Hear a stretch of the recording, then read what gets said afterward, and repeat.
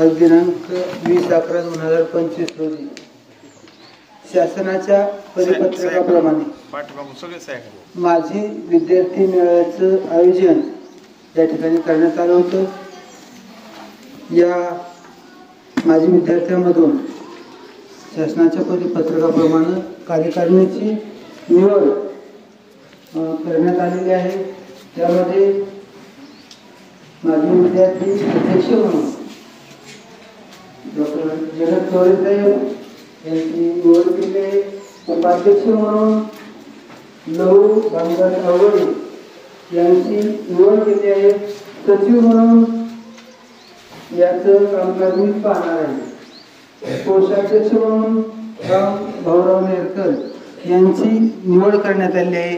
तर सदस्य म्हणून तज्ञ सदस्य म्हणून या शाळेचे माजी कर्मचारी हिरामनजी डावरे यांची निवड करण्यात आली आहे। आणि तज्ञ शिक्षक म्हणून या शाळेतील साळवेसर आणि सरळे सर यांची निवड करण्यात आली आहे।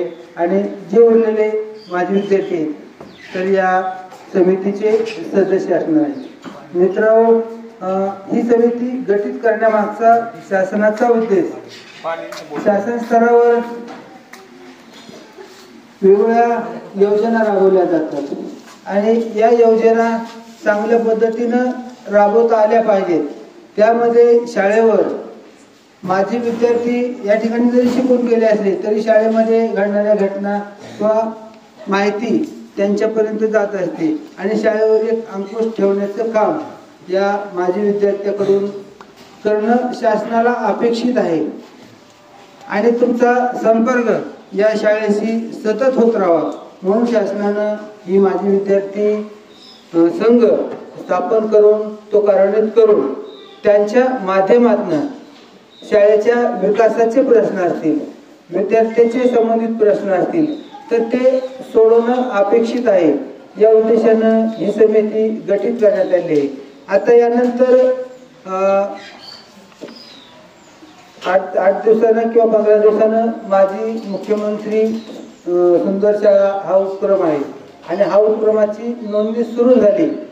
या उपक्रमामध्ये वेगवेगळ्या प्रकारच्या अँगलनं शासनाने निर्देश दिलेत की शाळेसाठी ज्या आवश्यक असणाऱ्या भौतिक सुविधा असतील, तुम्हाला ग्रंथालयाची आवश्यकता असेल, प्रयोगशाळेची आवश्यकता असेल किंवा इतर ज्या आवश्यकता शाळेच्या गरजा आहेत किंवा भौतिक गरजा येतात तर त्या तुम्ही वेगवेगळ्या माध्यमातून मग आता आपण त्याचाच एक भाग म्हणून आपण माझी विद्यार्थी मेळावा आयोजित केलाय आणि या मेळाव्यामधून तुम्हाला अपेक्षित असणारे तुम्ही शाळेसाठी 10 रुपये दिले तरी तसे काही बंधन नाही। तुम्ही सरांना सांगितले की तुम्ही 100 रुपये देऊ शकतात किंवा लाख रुपये भी देऊ शकतात तर लाखाची काही अपेक्षा नाही। पण ज्या भौतिक गरजा आहेत समजा जसं त्या उपक्रमामध्ये शाळेसाठी अद्ययावत ग्रंथालय आवश्यक आहे आणि अद्ययावत ग्रंथालय जर बनायचं झालं तर आपण जे आमच्याकडे आता जे आहे कार्यान्वित जे ग्रंथालय आहे त्याच्यामध्ये बरेचशी पुस्तकं आपल्याकडे उपलब्ध आहेत।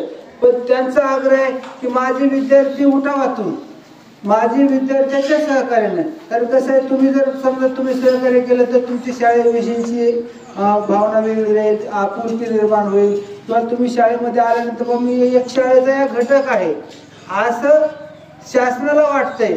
म्हणून त्यानं ही संकल्पना या माध्यमातून पूर्ण करण्यासाठी या ठिकाणी त्याने परिपत्रक काढून आपल्याला कळवलेलं आहे। मग त्यामुळं मी जी कार्यकारिणी आता निवड केलेली आहे तर या कार्यकारिणीला विनंती करेल की आपल्या सोयीचेनं जे आपल्याला शक्य आहे तर ते निधी समजा ग्रंथालयासाठी, सरासरी ग्रंथालयासाठी किंवा प्रयोगशाळेसाठी तुम्हाला जे शक्य होईल तो निधी द्यावा अशी मी विनंती करतो। आणि सर्व निर्वाचित सदस्य असतील, अध्यक्ष असतील या सर्वांचं शाळेच्या वतीनं मी हार्दिक स्वागत करतो आणि या ठिकाणी थांबतो।